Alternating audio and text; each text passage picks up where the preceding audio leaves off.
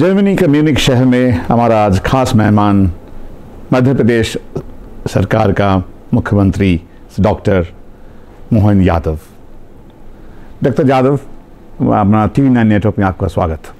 आपका भी अभिनंदन है, बहुत धन्यवाद। आपका जो सफ़र भोपाल से शुरू हुआ, 6 दिन का सफ़र अब चल रहे हैं, तो पहले यूके में आपको कैसे लगा? यूके में आपको मिले इंडस्ट्री से, एजुकेशन में और फ्रेंड्स ऑफ MP, तो आपका अनुभव जो है वो थोड़ा बताएं। देखिए, मैं हमारे मध्य प्रदेश के सभी युवाओं के लिए, खास करके तकनीकी रूप से दक्ष, अच्छे पढ़े लिखे युवाओं को भविष्य में अच्छे रोजगार का अवसर मिले, और केवल पढ़े लिखे लोगों को नहीं, पूरे प्रदेश को निवेश की दृष्टि से आर्थिक रूप से समृद्धशाली बनाना है। मध्य प्रदेश को देश में नंबर 1 का अगर राज्य बनाना है तो इससे अच्छा मौका कभी नहीं मिलेगा जो यशस्वी प्रधानमंत्री श्रीमान नरेंद्र मोदी जी के नेतृत्व में सभी राज्यों को मिल रहा है। जो राज्य जितना आगे बढ़ना चाहता है, जिस भी क्षेत्र में बढ़ना चाहता है, सरकार ने इतनी अच्छी अनुकूलताएं और पारदर्शिता के साथ सुव्यवस्था में बदली हुई है, जिसके बलबूते पर हर राज्य आगे बढ़ सकता है। और मुझे संतोष है, हमने हमारी सरकार बनने के साथ ही इस दिशा में कदम बढ़ाए। और पहले हमने संभाग के रीजनल कॉन्क्लेव की, जहां हम हर संभाग में विकास के अवसर ज़मीन पर उतारने में लगे रहे, लोगों को इन्वेस्टमेंट के लिए बुलाते रहे। फिर अब ग्लोबली हम फरवरी में भोपाल में करने वाले हैं, तो स्वाभाविक रूप से देश और प्रदेश के बाद विदेश में भी आना पड़ेगा। इसी भाव से जब हम इंग्लैंड में आए तो हमने उम्मीद की थी कि हम अपनी बात कहेंगे, कुछ टेक्नोलॉजी के कुछ प्रस्ताव मिल जाएंगे, लेकिन मुझे बहुत अच्छा लगा कि बड़े पैमाने पर, बड़े संख्या में निवेशकों ने मध्य प्रदेश की इस परिस्थिति के साथ खड़े होना सीखा है।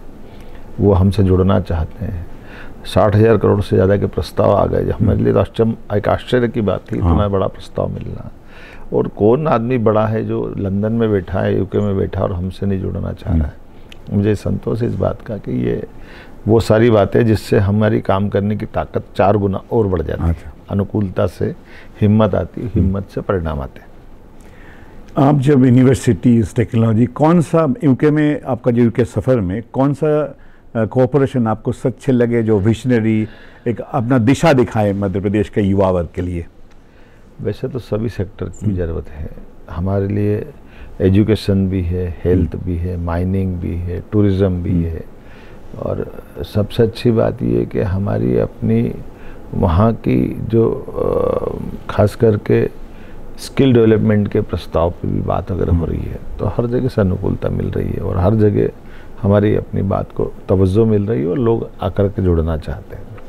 आप अभी म्यूनिख शहर में हैं, तो म्यूनिख माना जाता है अत्यंत उन्नतशील शहर है, और इसके बवेरिया की economy one of the biggest in Europe में।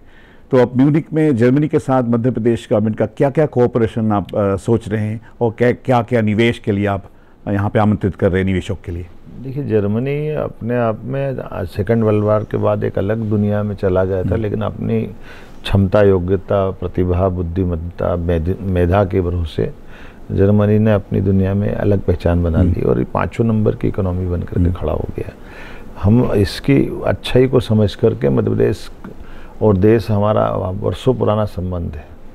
मैं मैक्स मुलर जी के समय से याद रखता हूँ कि वेदों का अनुवाद अगर किसी ने किया है तो जर्मन विद्वान मैक्स मुलर ने किया है, और संस्कृत भाषा से आदिकाल से यहाँ से संबंध है। ऐसे में बहुत संभावना है कि जर्मनी हमसे जुड़ करके हम और वो एक दूसरे के पूरक है, हम एक दूसरे को साथ देकर आगे बढ़ेंगे। म्यूनिख में मैं आया हूँ और सवेरे ही मैंने यहाँ के बावेरिया राज्य के मंत्री से मुलाकात की, और उनके मुख्यमंत्री के दूत के नाते से उन्होंने चर्चा भी की। राष्ट्रपति को भी सारे मामलों में वो विदेशी इन व्यवस्थाओं को लेकर चलते हैं, और उन्होंने कहा कि हम अपनी टेक्नोलॉजी से, खास करके यहाँ बड़े पैमाने पे प्रशिक्षित अप्रशिक्षित सभी प्रकार के व्यक्तियों की रोजगार के लिए बहुत ज़रूरत है। उनको व्यक्तियों की कमी है, हमारे पास व्यक्ति पर्याप्त है, मानव जो इस युवा तैयार हैं जिनको हम एक तरह से स्किल में मदद कर सकते हैं, टेक्नोलॉजी यहाँ से दे सकते हैं। ऐसे बहुत सारे सेक्टर में हम एक दूसरे के पूरक हैं। कौन सा सेक्टर में जर्मनी को आप मध्य प्रदेश का और जर्मनी का कोऑपरेशन आगे लेके जाने के लिए सोच रहे हैं? आपका जैसे मैंने यूके बारे में कहा, वही सब यहाँ भी बोला। यहाँ खास करके ये जो हमारा इंजीनियरिंग सेक्टर है, मशीनी आधारित उद्योग जितने भी हैं, या हमारी व्हीकल के लिए टेक्नोलॉजी का विषय है, ये मतलब जर्मनी शुद्ध। और इस मामले में फिर हमारी डैम टेक्नोलॉजी से लेकर के कई सारे मामलों में मशीन जहाँ जहाँ लगती है जर्मन वहाँ खड़े रहते हैं, और वो नई टेक्नोलॉजी से अपने आप को तुरंत बदलना भी चाहते हैं और जुड़ करके डेवलपमेंट दिखा देते हैं। ऐसे में हमारी अगर अधोसंरचना सुधरती है हमारे सभी सेक्टर में, और हेल्थ से लेकर कई सेक्टर में उनको ज़रूरत भी है लोगों की, तो प्रशिक्षित लोग वो यहाँ मांग रहे हैं और हम उनसे टेक्नोलॉजी मांग रहे हैं, एक दूसरे के पूरक है। जैसा अभी जर्मनी में स्टेट ऑफ बाden-württemberg के साथ महाराष्ट्र गवर्नमेंट का कोलैबोरेशन है स्किल मैन पावर के लिए, आप ऐसा दिशा में हमने किया ना, बिल्कुल हमने कहा हम अपना एक ऑफिस भी खुलवा रहे हैं जर्मनी का, मध्य प्रदेश में खुलवाएंगे, और हम उस दिशा में ठोस काम कर रहे हैं। बाकी राज्य भी उसी दिशा में जा रहे हैं, मोदी जी के नेतृत्व में हम भी इस बात में आगे बढ़ रहे हैं।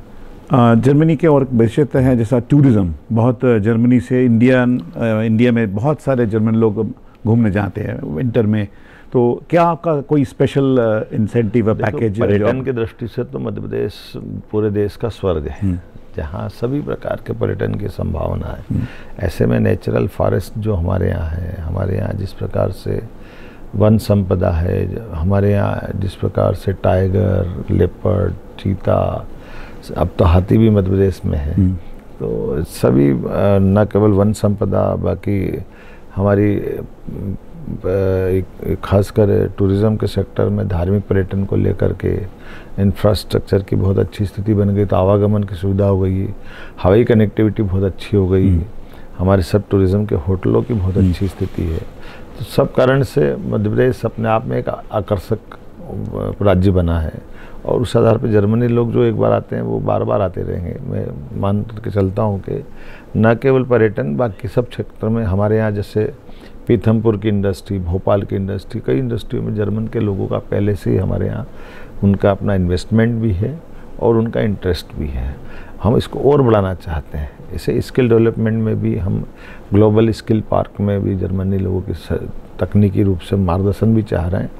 यहाँ की यूनिवर्सिटियों से हमारी यूनिवर्सिटियों में आपस में आदान प्रदान करने की बात ना, हाँ, इसी और अलग अलग प्रकार से जो जो संभावना रहेगी सब पे हम जा रहे हैं। इस पूरे प्रक्रिया में जब आप जस्ट म्यूनिक में आए हैं तो आपको क्या कौन सा दृष्टिभंगी लग रहे हैं जो और आगे बढ़ा सकते हैं जर्मन इंडो जर्मन कोऑपरेशन या मध्य प्रदेश के ना पिवटल रोल? देखिए, व्हीकल के मामले में जर्मनी बहुत आगे है। अब ई व्हीकल का ज़माना आ गया है, तो ई व्हीकल में थोड़ा जर्मनी को चुनौती है, लेकिन चूँकि उनके पास टेक्नोलॉजी है, आज नहीं तो कल वो उसमें बढ़ेंगे, लेकिन हम उनको क्या मदद कर सकते हैं। इसी प्रकार से हमारी होटल इंडस्ट्री है, इंफ्रास्ट्रक्चर के बड़े बड़े काम हैं, हमारे यहाँ एरिगेटेड एरिया बहुत बड़ा है, इसलिए उनकी टेक्नोलॉजी का बहुत संभावना है। माइक्रो मैनेजमेंट से वो काम करते हैं। इसी प्रकार से फूड इंडस्ट्रियों में बहुत गुंजाइश है। एग्रीकल्चर को लेकर के भी उनसे सीखा जा सकता है, वो हमसे सीखें, हम उनकी टेक्नोलॉजी का लाभ लेना चाहते हैं। तो कुल मिलाकर के बड़ी अच्छी यात्रा रहने वाली है, और जिस ढंग से रिस्पांस मिल रहा है, मैं उम्मीद कर रहा हूँ कि इसका हमको लाभ मिलेगा। अभी हमारा सस्टेनेबल वर्ल्ड हम लिखने चाहते हैं। हमारा माननीय प्रधानमंत्री जी का सपना है नेट ज़ीरो, तो उस विषय में मध्य प्रदेश सरकार और जर्मन कोऑपरेशन या यूरोपियन कोऑपरेशन से कैसे, किस दिशा में आप देखना चाहते हैं? जिस ढंग का समय बन रहा है, समय चल रहा है, हम अपनी इकोनॉमी डबल करना चाह रहे हैं माननीय मोदी जी के नेतृत्व में। और जर्मनी लोगों का भी अब स्थिति ये बन गई कि आबादी की इनको परेशानी है, उम्र बढ़ रही है, कई चुनौतियां युद्ध के कारण से आसपास इनको महसूस हो रही है, जिसमें इनकी बहुत सारी कठिनाइयाँ बढ़ रही है। तो इनको भी मार्ग ढूंढना पड़ेंगे जिस मार्ग से मध्य प्रदेश और भारत इनके लिए मित्र का भाव लाता है। हमारे अतीत के संबंध बहुत अच्छे हैं जर्मनी से, तो इसके कारण से इनसे हमारी बहुत अच्छे से निभ सकती, मैं गारंटी ले सकता हूँ। जैसे अभी ग्रीन एनर्जी जो नया ये मेरा अपना चल रहा है, ग्रीन एनर्जी में आपका क्या पॉलिसीज़ है? हम ग्रीन एनर्जी को लगातार प्रमोट कर रहे हैं, और जैसे नवकरणीय ऊर्जा से लेकर सब सेक्टर में ये कार्बन की परेशानी तो सभी को है, स्वाभाविक रूप से इनकी टेक्नोलॉजी का लाभ लेते हुए हम इसमें आगे बढ़ेंगे। डॉक्टर साहब, हम जर्मनी में आए और जर्मनी में आके फुटबॉल का बात नहीं करें तो संपन्न नहीं होते। तो शडोल एक जगह है आपका डिस्ट्रिक्ट में, बिरछपुर एक गाँव है जहाँ से मिनी ब्राज़ील कहते हैं।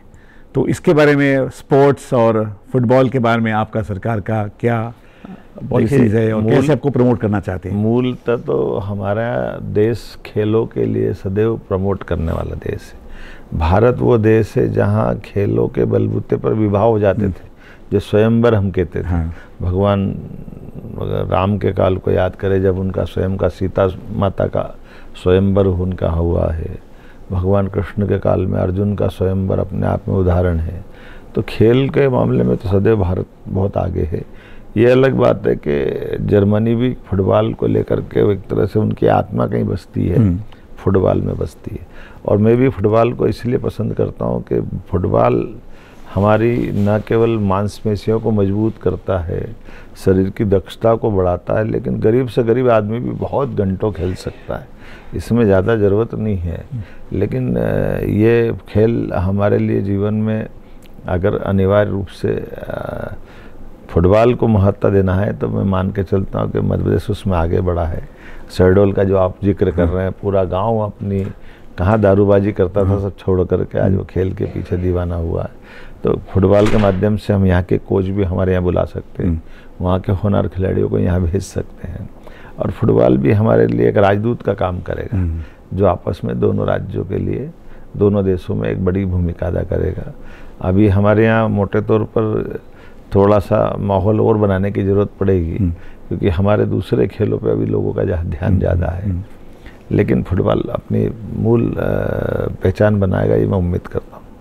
धन्यवाद हमसे बात करने के लिए। मैं बहुत धन्यवाद देता हूँ।